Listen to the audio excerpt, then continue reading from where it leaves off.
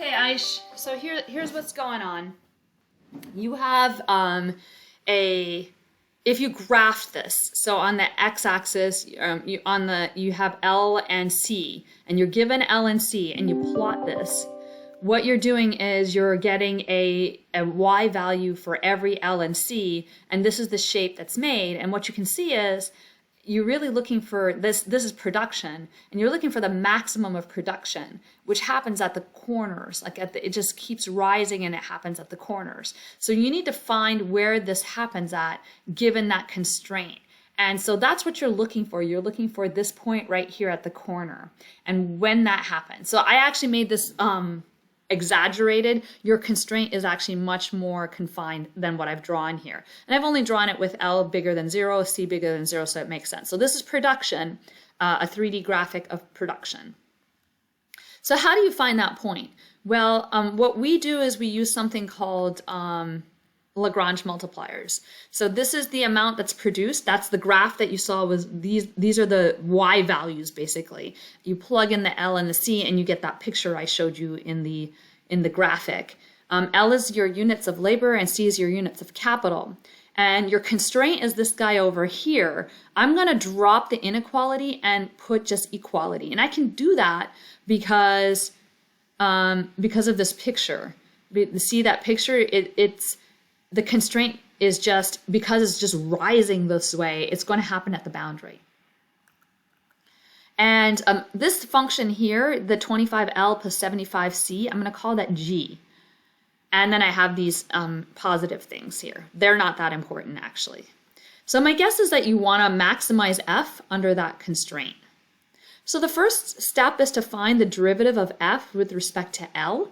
And you hold this C as being constant and you apply the power rule. So you take this times that, knock the power down by 1, like Mr. Wilk had us do, and you get this guy over here. And that's 1.25 L to the minus 0.75 times C to the 0.75.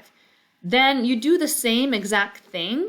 You repeat step 1, except now you hold L fixed and you take the derivative with respect to C. And so you get this guy. So that's step 1 and 2. You just deal with F. Then you look at the G and you do the same things with G. Your G was this guy right here. You next find the derivative of G with respect to L. That means you hold this constant, and the derivative of a constant is 0, so it goes away. And the derivative of 25L is 25. So it looks pretty easy. One thing I always tell my students is if you take a textbook problem and you start working it, then and it looks worse and worse, then you probably are doing something wrong, because textbook problems are cookbook and it's supposed to look nice and easy as you go through this. So this is a hint that I'm probably doing something right.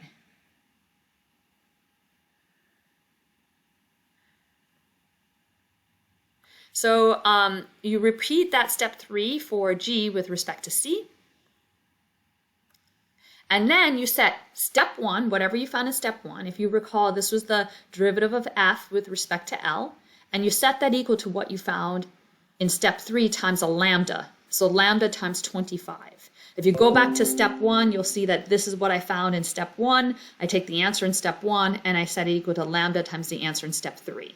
Here I'm setting the answer in step 2 and setting it equal to lambda times the answer I got in step 4. So the directions are on the PDF that I'm sending you, and you just get these two equations. That's why I was asking you, where is this equation coming from?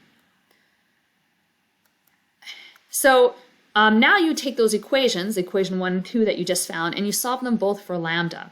So this is what I get when I solve each one of them for lambda. And if equation 1 is equal to lambda and equation 2 is equal to lambda, then they're both equal to each other. So I'm going to set equation 1 and 2 equal to each other, and I get this. So the lambdas are gone. Now I did the arithmetic. 1.25 divided by 25 is 0.05, and lo and behold, I get a 0.05 here, indicating to me I'm probably doing something right, because the problem came out of a textbook and the number should work out to be something pretty easy. So the 0.05s cancel out of both sides. I'm left with this. Moreover, you're going to find out in a second that this whole thing is going to reduce to something super easy. All right, so hold step 7. Step 8 is to start using your constraint. 25L plus 75C is equal to 75,000. I put the comma in the wrong spot. And you can solve for either letter. I'm going to solve for L because I already saw that if I cancel 25 out of everything, L is going to be free by itself. And I can just subtract 3C from both sides and I'll get L is equal to 3,000 minus 3C. I'm going to take that step 8 and sub it into step 7. But I realized, hey, I should clean up step 7 a little bit. So I brought all the C stuff to one side from step 7 and I brought the L stuff to the other side. And you won't believe what happens. I get C is equal to L. They're both the same, right? 0.75 plus 0.25 is 1. 0.25 plus 0.75 is also 1. They did that on purpose. They worked the numbers so that you actually get something nice at the end. And it's linear now. It's not nonlinear anymore. So now you have a linear equation with a constraint, which is linear programming. You've already done this in class. But I don't need to go further than that. I have this C, and I have step 8, which is L is equal to 3,000 minus C. I substitute that. C is equal to L. I substitute this for the L, and I solve for the C, and I get C is equal to 750. So now I have that maximum value. I plug C into step 8 to get the L value. I have 2 coordinates, and I get L is equal to 750. And then you find the F for these values, and I get 169.48. I'm terrible at arithmetic, but that's what it comes out to be. And I need to always check the boundaries and make sure that there isn't a maximum hidden in the boundary somewhere. And what I'm getting is that they're both 0 and 0. And so those are minimums, and this is the maximum. It's at 750, 750. And 750, 750 fits this equation and this constraint. And then it also, I wonder if I could plot that for you and show you what that looks like. I think I could. Let me do that. Let me take a stab at that to show you what that might look like. And so now I did some math to get this. Then I realized, oh, well, if I plug L equals 0 into the production function, I get 0. And then it doesn't really matter what the value is here, so I don't have to do any arithmetic. So what does that tell me? It tells me that the maximum happens at 750, 750 with a total production of 169.48, whatever the hell widgets they're making. Okay, so let me show you on Mathematica what that looks like. Let me do this. What's really going on here? So I pull that.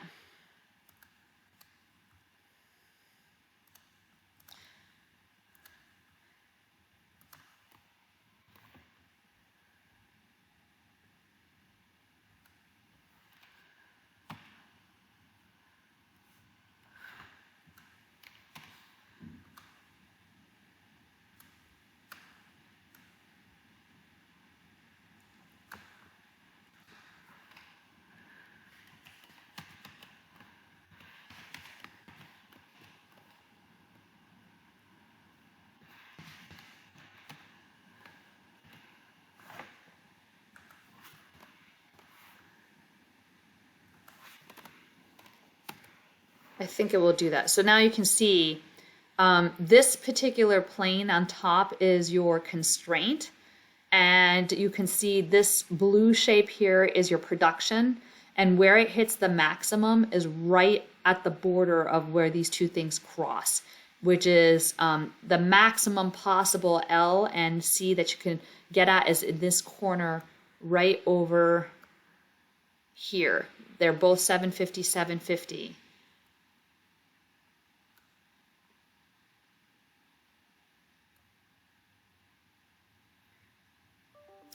So that's where it's happening. I think the first picture is more telling. So if you can kind of see this, if I drop this second equation out of here, you can see it's going to happen. Your maximum's going to happen. I might have done my arithmetic wrong, but it looks like it happens right at 750 when L and C are both 750. Right at this corner, right here. That's what's happening. Your maximum production's right here. It looks like my value for L F is incorrect. It looks like it's about 3,000, not 169. My arithmetic's terrible, but that's usually your teachers will want you to give them the maximum value. It's like a 3,000 is the maximum value that you get with 750, 750. So I must have done something wrong. All right.